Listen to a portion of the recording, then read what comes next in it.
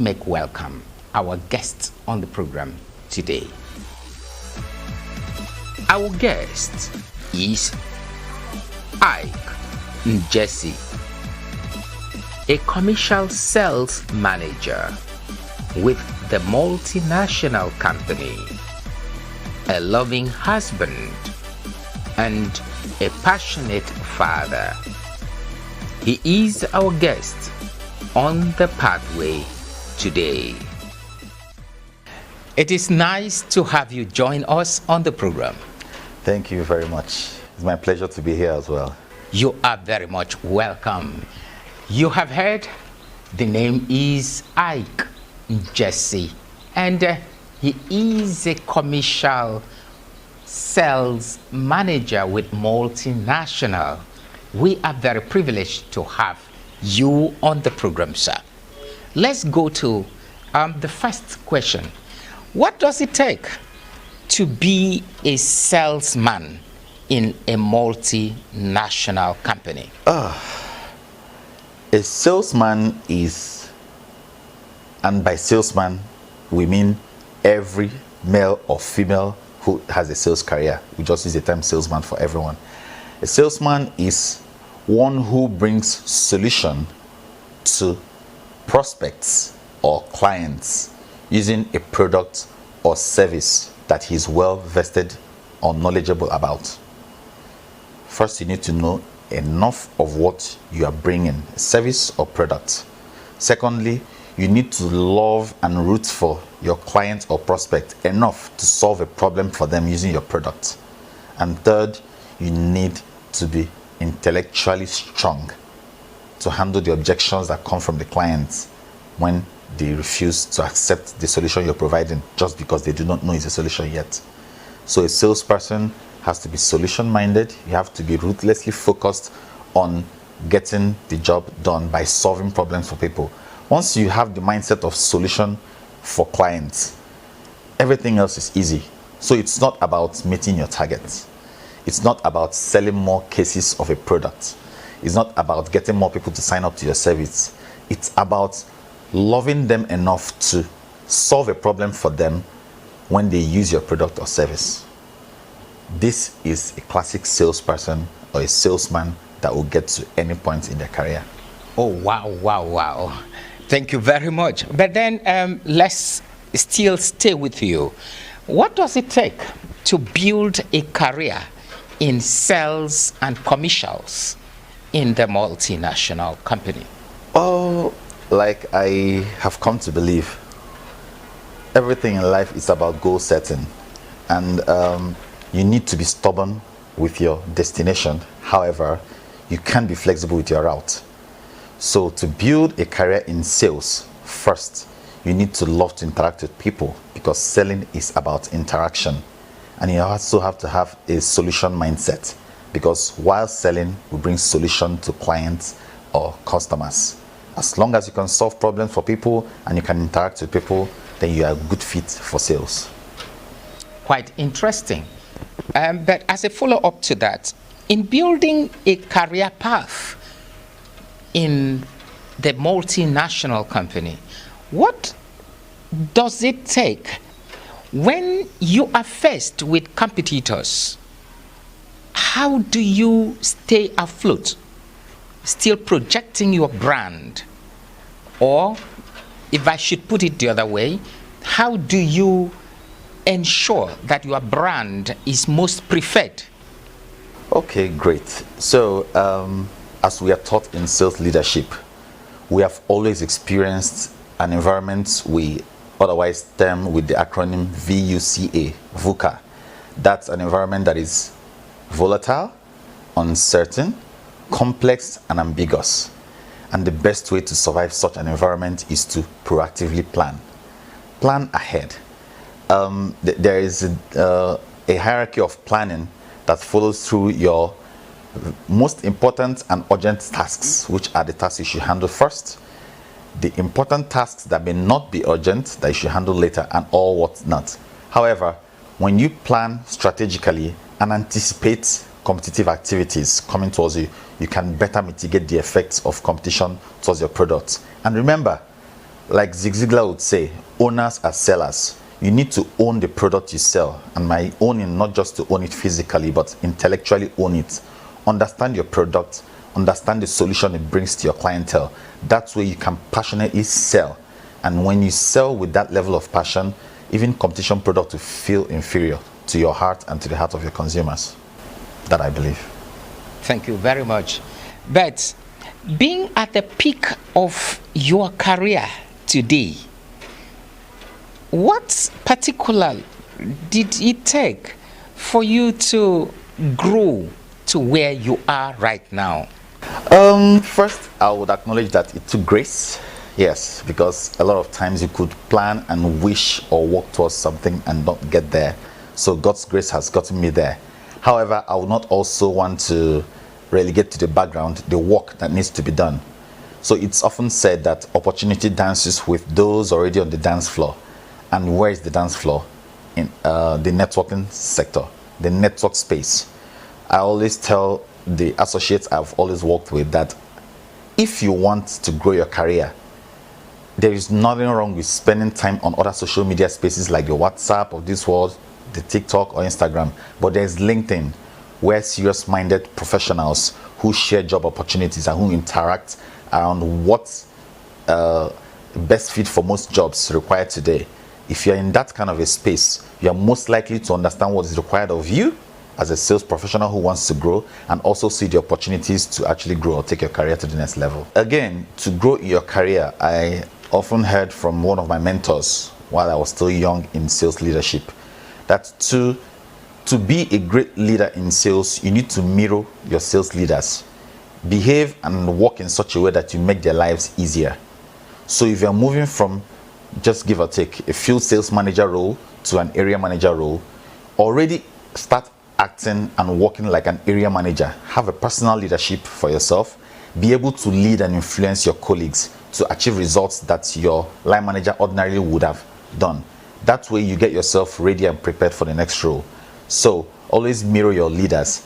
Understand what they would want to see and do that even before they ask. If you do this, I mean, in most of the time, most calibration and boardrooms, your name would always be mentioned as someone who is fit for leadership. And the sky will be your limit. Every job is tasking, that we know. But let's look at the duty of a manager where you work. Considering home front, how do you break even? How do you stay afloat, still being a loving father and a husband, and also still maintaining your job as the manager in a multinational company, looking at the home front? Oh, wow. Sometimes I even think I don't know how I do. However, I believe I plan out everything like it's the job. So all tasks and roles are penned down. The time I have to give to my wife as a husband, it's planned out. The time I have to give my son as a father is planned out. The time I have to give to the job and the role to ensure the results needed at the office is all planned out. That way, no sector, none of the stakeholders suffers. It's all about planning, really, and ruthlessly focusing on your plan. There will be a lot of things to do. There will be a lot of distractions. But once you can prioritize what matters most, you will be able to effectively manage yourself for time and deliver to all stakeholders how much they require you. So, okay, let's look at it from this angle. Working today and looking at time past, what are the upgrades, physical upgrades, which you have seen in the job comparing today with yesterday? Let's look at what you have found which is obtainable now. Okay, great. So obviously I was not a sales leader in the times past, but thanks to history books we have understood what was obtainable then. So what happens today has been birthed by two factors. First is the post-COVID era. So I would say post-COVID era because COVID came and let us understand that you could actually achieve so much without being physically available. The remote working came to be, so someone could be on the beach with his foot on the sand and get in results from the laptop and the phone with an airtime, and results still coming without being physically in the field. Those were not possible, or were not much of the norm before COVID. However, secondly, and the most important, is the focus on productivity over presence. So in today's workspace, you find out that it's about what you can bring to the table versus being available or physically present at the office. Everybody in an interview panel now is looking for a candidate who has something to offer intellectually and who has the energy, the right energy, to bring about a ruthless or flawless execution to the job. You could see in times past, you needed to dress a certain way because there was prejudice around how you appeared. First impression was basically about physical appearance. Today, it's about your first 5 words or your first 5 steps in the first 5 seconds. So it doesn't matter if you're wearing studs, if you haven't dressed like I do, if you have tattoo all over your body. By the time you start to speak, people start to understand that you have something to offer. And then it's a lot different now. And trust me, I believe it's much better now than it used to be in the times past. Because people who would not have gotten the opportunity to deliver in the times past, today they are given the full opportunity to be themselves and deliver the results and add value to the organizations where they work. Unlike in the times past, you had to be a certain way, even if you were not intellectually sound to do the job.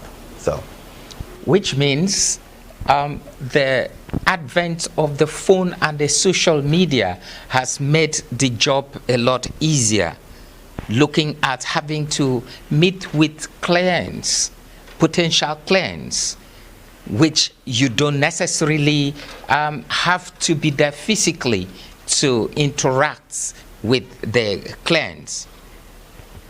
Is that what we need to understand? That's correct. So I visited a friend one day, and the father told us a story of how he traveled from Imo State to Maiduguri to see a friend, and it took him 2 days to get there, only to find out that the friend was out of town. He had to take another 2 days back to Imo State. That was those days, and imagine how frustrating that could have been if it was a commercial meeting he was going for. But today, the advent of social media, the advent of the phones have made life and work-life balance much easier.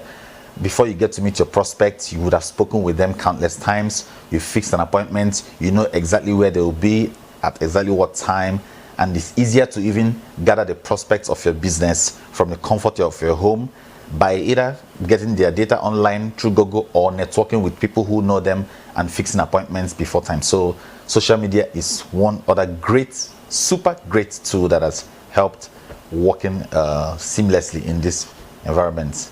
Honestly, I don't know how they did it in the past, but they did a great job for the brands we got to know without the help we're enjoying today.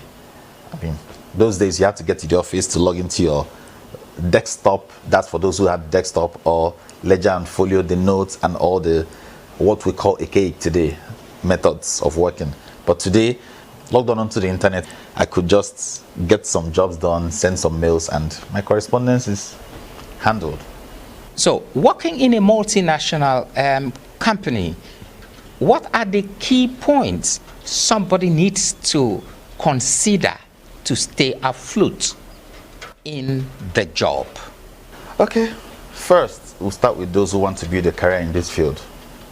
Just start. It's no gain saying that 80% of people today are working in careers they did not study in school. Personally, I studied microbiology, and I have a lot of colleagues who studied various subjects that are unconnected with sales. However, we are thriving. We are not just in the career, we're thriving in sales. So, first, start. Don't let anything hold you back. For those who are already in the career and you want to grow, it's not as though it's easy. But like I've mentioned earlier, you need to mirror your journey. If you want to become a commercial director in the next 10 years, you need to also ensure that the goal of being a commercial director passes the SMART test, what we will call specific, measurable, ambitious and achievable, relevant and realistic, and is time bound. That way you could cut your journey into every 2 years, move to the next career, move to the next role. And for you to be able to do this, it means that for every 12 calendar months, you are exhibiting personal leadership, you are mirroring where you want to go to and making the right impressions on the right leaders. That way, when they're in the rooms where you will be absent to discuss career growth, your name will be mentioned and very well you will grow. The beautiful thing about multinational career and sales is anybody could grow. Anybody can be anything. I have very, very young directors. People can be very young and be at the helm of their career, at the top of it all. Unlike what you have in some sectors, people need to really be advanced in age before they become directors or leaders. In the multinational sector, your age has little or no role to play. All you just need to do is continue to deliver the results that are on you, deliver the results that are above your career level, and then you would have shown that you're ready for the next level, and definitely you would grow. And then bear in mind one thing, in the career of most multinational organizations, of course there will be a few ones that may not go with this. The reward for equity is what's practiced here over equality. Now what I mean by that is it's not automatic for everyone to be promoted at a certain time here. Let's say, for example, every 2 years, all territory managers will advance to business development managers, and 2 years after they get to area managers. No. Here, it's about equity. The results you bring to the table will determine how far your career would go. So yes, you could see people that for the past 10 or 15 years, they've been on same level and same role. They've even become redundant, and that's fine. They get old on the job. Some people, you believe they are really young, but they are articulate enough to plan out their career, execute and prioritize their tasks, and grow with the career. And in 8 years, they become senior managers. That happens in this field very well. That is why it's all in your hands. Your career, like the human resource managers will always say, it's in your hands. You plan, you proactively execute, and the sky is your limit. Equity over equality. Okay. And for those looking up to you as a mentor? Keep your hands clean and ensure to know what matters at every point of your career. If you are in doubt, ask your line managers or ask your human resource managers. There will be distractions. The commercial role comes with a lot of distractions. There will be customers who have 1,000 demands on you. There would be a lot of things that seem important, but ensure that you ruthlessly focus on your key performance indicators. These are the very factors that will make you grow. These are the factors that separate those that are growing and those that will not grow. Because at the end of the day, you are measured around these key performance indicators. Always know your key performance indicators at every step of your career. And once you can tick these boxes, the sky is your limit. Thank you very much. Sincerely, we have been very privileged to have you on the program. Thank you very much. It gives me great joy to always give back a tiny bit of what it is the society has given to me. So yes, I feel blessed and I feel happy sharing. Thank you very much. Next week, we will complete the edition that has to do with him. For sure, he will still be here. But from me, I would say, don't miss out on the pathway.